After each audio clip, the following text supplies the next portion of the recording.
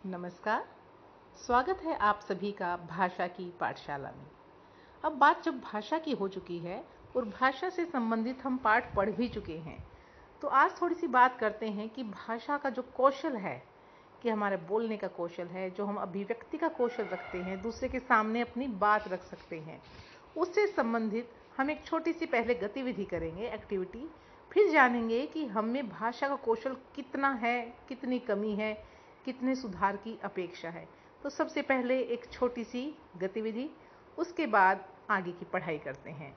तो सबसे पहले कुछ प्रश्न मैं पूछती हूँ आपसे, आप उनके उत्तर देंगे। उसके बाद कि किसके कितने पॉइंट्स आते हैं, उस पॉइंट्स के आधार पर आप देखेंगे कि आप में कौन सा कौशल कितने पॉइंट्स लेता है और आपको और कितने की ज़रूरत है। और अच्छे अंक आते हैं तो बहुत ही अच्छी बात है, आप बहुत अच्छा भाषा कौशल का ज्ञान रखते हैं। तो सबसे पहला प्रश्न है, जब आप दूसरों से बातचीत करते हैं तो क्या आपकी भाषा में विनम्रता होती है? अर्थात पोलाइटली बोलते हैं आप, दूसरों से जब बात करते हैं बहुत प्यार से करते हैं। क भाग है अक्सर, यानी कि हमेशा, कभी कभी, कभी कभी प्यार से बोलते हैं, कभी नहीं। तो आपका जो उत्तर है उस पर आप नाम लिख लीजिए, क ख ग, टिक कर लें। अब दूसरा प्रश्न, यदि कोई कार्य आपके अनुसार नहीं होता है, कि जैसा आप चाहते हैं वैसे नहीं हो रहा है, तो क्या आप अपने असंतोष पर नियंत्रण रख पाते हैं? कि आप अपने आप को कंट्रोल में रखते हैं उस स्थिति में? अक्सर, कभी कभी, कभी नहीं। तो आपने अपना उत्तर लिख लिया होगा। अगला प्रश्न आपके लिए, अब कोई जब आपसे अपनी बात कहता है तो क्या आप उसे ध्यानपूर्वक सुनते हैं? मान लो अगर मैं अभी आपसे बात कर रही हूँ तो क्या आप ध्यानपूर्वक सुन रहे हैं? इसके प्रश्न के जवाब में हो सकता है आपका अक्सर, कि कभी कभी ध्यान से सुनते हैं, अक्सर मतलब प्रायः हमेशा ध्यान से सुनते हैं, और कभी भी ध्यान से नहीं सुनते हैं। अपना उत्तर लॉक कर लीजिए। क्या आप पूरे आत्मविश्वास के साथ दूसरों से बातचीत कर पाते हैं? फिर से वही विकल्प हैं, अक्सर, कभी नहीं, कभी कभी। लिख लिया? चलिए आगे बढ़ते हैं। पांचवा प्रश्न इसी संदर्भ में, जब आपका कोई मित्र किसी बात से निराश होता है तो क्या आप उसे प्रोत्साहित करते हैं? कि कोई कारण है, मित्र उदास है, उससे कुछ हो नहीं पा रहा, तो क्या आप उसे अपनी बातों से मोटिवेट करते हैं कि वो कुछ कर सकता है, उसे करना चाहिए, एक बार नहीं हुआ तो कोई बात नहीं? क्या आप ऐसा व्यवहार करते हैं? क्या प्रायः ऐसा करते हैं, या कभी कभी करते हैं, या कभी भी ऐसा नहीं करते हैं? अपना उत्तर लॉक कीजिए। अगला प्रश्न आपके सामने, यदि आपके सामने कोई अपनी समस्या लेकर आता है, किसी की कोई प्रॉब्लम है और वो आपके पास आया है, तो क्या आप उसकी समस्या का समाधान करने की कोशिश करते हैं? अक्सर करते हैं कोशिश समस्या का समाधान करने की, या कभी कभी उसकी समस्या सुनकर उसका समाधान करने की कोशिश करते हैं, या कभी नहीं करते हैं? तो ये थे प्रश्न आपके। अब आप देखें कि आपने कितने क पर टिक किया है, कितने ख पर और कितने ग पर। अब आपके उत्तर हैं, ये नीचे मैंने पृष्ठ पर लिखे हुए हैं, देखिए। यदि आपके उत्तर ज़्यादातर 5 या 6 है, क पर आपने निशान लगाया है, तो आप पूरे आत्मविश्वासी हैं और आपका जो दूसरों से बात करने का ढंग है वो बहुत बेहतर है। आपका व्यवहार दूसरों के प्रति अच्छा है, भाषाई कौशल आप में खूब है। ख भाग अगर अधिक आता है, आपके ख के विकल्प आपने अधिक टिक किए हैं, तो आप में थोड़े से गुण और होने चाहिए, भाषाई कौशल आपको बढ़ाना चाहिए, दूसरों के साथ और विनम्रता से बात करनी चाहिए, उनकी समस्याओं के समाधान के लिए हमेशा तत्पर रहना चाहिए। और वहाँ पर आत्मविश्वास तो आप में है, लेकिन कभी कभी वह रह जाता है, तो आत्मविश्वास की थोड़ी सी कमी इसमें दिखाई देती है। तीसरा, अगर आपके में ग विकल्प अधिक है, तो आपको बहुत अधिक आवश्यकता है अभी अपनी भाषा कौशल के विकास की, अपने अंदर आत्मविश्वास बढ़ाने की, और दूसरों के साथ समन्वय अर्थात तालमेल करने की। तो चलिए अब हम करते हैं अपना पाठ शुरू। आज की वीडियो में हम जानेंगे प्रयोग के आधार पर, व्याकरणिक प्रकार्य के आधार पर और अर्थ के आधार पर शब्दों का वर्गीकरण। तो अब पढ़ते हैं प्रयोग के आधार पर शब्द के भेद। तो सबसे पहला है सामान्य शब्द। सामान्य शब्द जो हमने मूल शब्द पढ़े थे रचना के आधार पर, उन्हीं को कहते हैं। तो सामान्य शब्द जो है मूल शब्द ही होते हैं जो प्रतिदिन प्रयोग में लाए जाते हैं, जो हम आपसी बोलचाल में व्यवहार की भाषा में लाते हैं, उन्हें ही सामान्य शब्द कहते हैं। जैसे चलना, फिरना, खाना, पीना, अच्छा, बुरा आदि अनेक जो भी बातें आप कर रहे हैं एक दूसरे से, उसमें जो भी हिंदी के शब्दों का प्रयोग आप कर रहे हैं वे सभी प्रायः सामान्य शब्द हैं। अब दूसरा है प्रयोग के आधार पर शब्दों के भेद में पूर्ण पारिभाषिक या तकनीकी शब्द। तकनीक को कहते हैं अंग्रेजी में टेक्नोलॉजी। तो टेक्नोलॉजी की जो टर्म्स में अलग अलग शब्दों का प्रयोग होता है वो तकनीकी या पूर्ण पारिभाषिक शब्द होते हैं।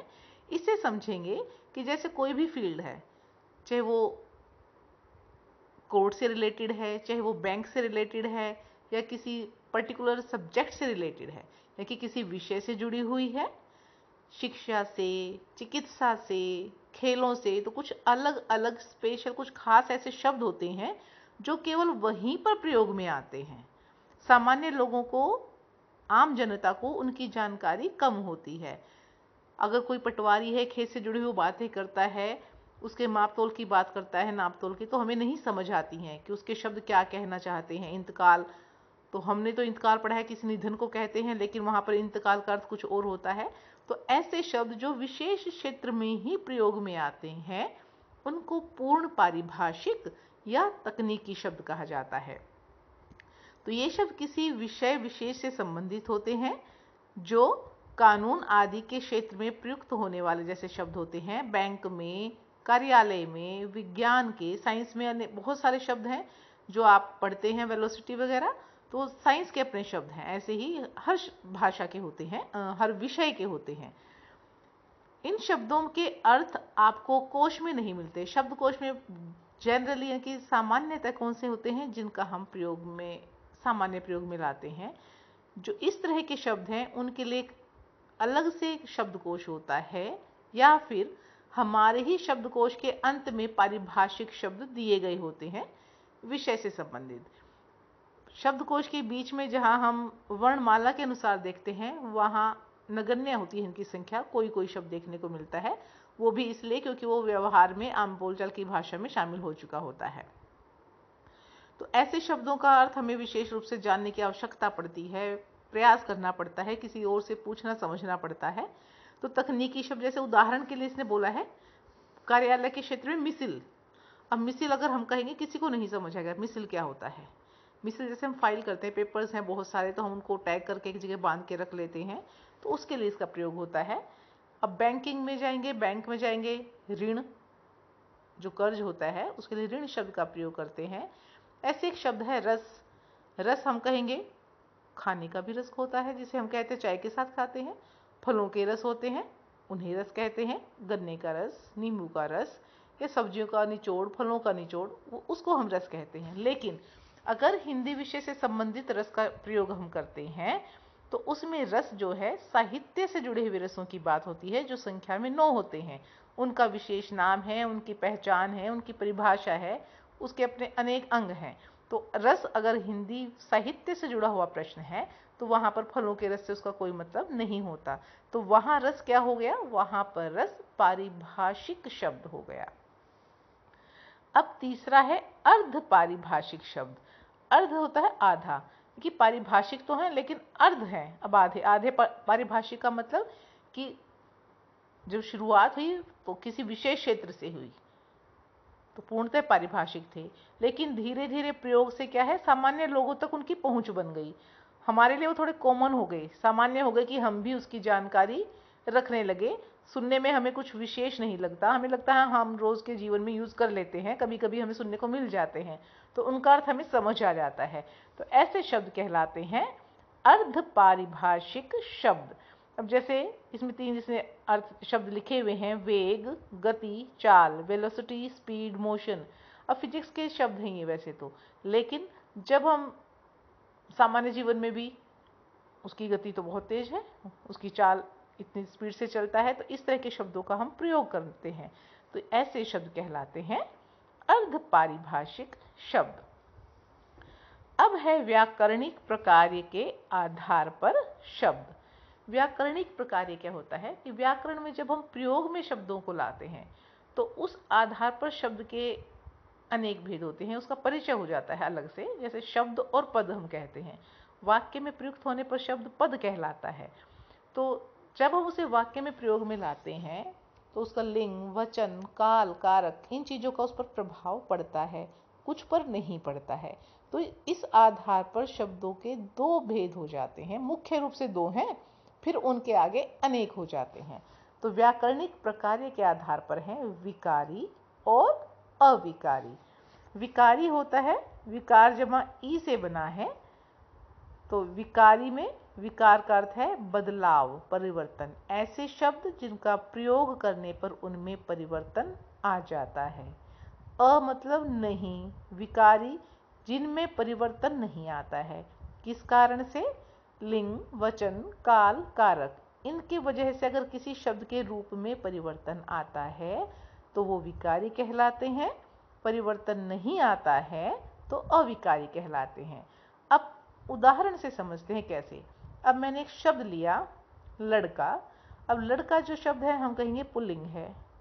मैं इसका लिंग बदलना चाहूँ तो क्या हो जाएगा? लड़का से क्या बन गया? लड़की।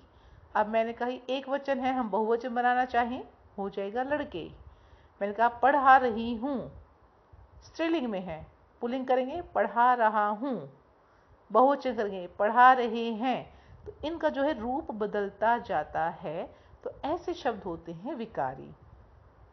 अब ने कहा मैं और आप पढ़ रहे हैं, और शब्द तुम, हम और वे सब घूमने चलेंगे। और अब और यहाँ दोनों वाक्यों में और में कोई परिवर्तन नहीं आया, बाकी शब्द बदल रहे हैं।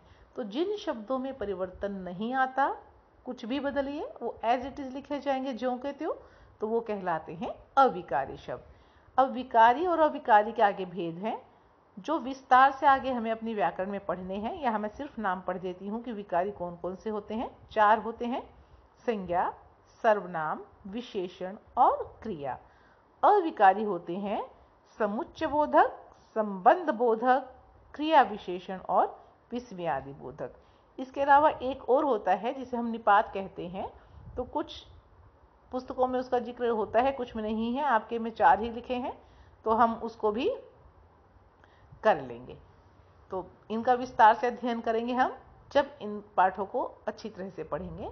अब हम करते हैं अर्थ के आधार पर वाक्य के भेद। अर्थ के आधार पर वाक्य के भेद, जिसे आप लघु ग्रामर जैसे अब शुरू में कर चुके हैं, वो सभी इसके अंतर्गत आते हैं।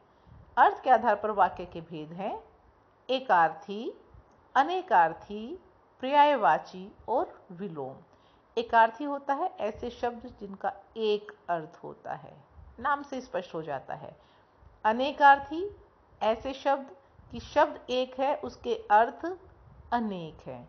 जैसे आप कहते हैं वर्ण, वर्ण का हमने कहा रंग, अक्षर, जाति, इस तरह से अनेकार्थी। पर्यायवाची अनेक शब्द हैं लेकिन उनका अर्थ एक ही होता है, आग, अग्नि, अनल, ज्वाला, पावक। फिर होता है विलोम, एक दूसरे से जो उल्टा अर्थ देने वाले शब्द हैं उन्हें कहते हैं विलोम, जैसे अमीर, गरीब।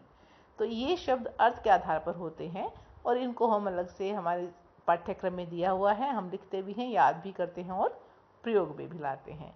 अब संक्षेप में एक बार पढ़ लेते हैं कि हमने अब तक क्या पढ़ा है इस पूरे पाठ में। शब्द की परिभाषा कि शब्द वर्णों का वह समूह जिसका कोई अर्थ होता है, शब्द कहलाता है, अथवा वर्णों के व्यवस्थित मेल को हम कहते हैं शब्द। और जब वही प्रयोग व्यवस्थित शब्दों का जो वर्णों का मेल है, फिर वही शब्द जब वाक्य में प्रयुक्त होता है तो पद कहलाता है।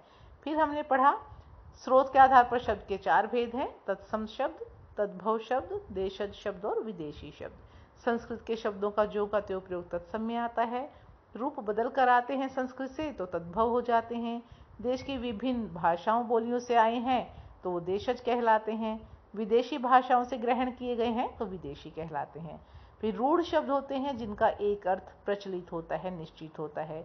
यौगिक में उपसर्ग, प्रत्यय या मूल शब्दों के योग से बनते हैं और अर्थ वही लेते हैं जो शब्द दिखाता है।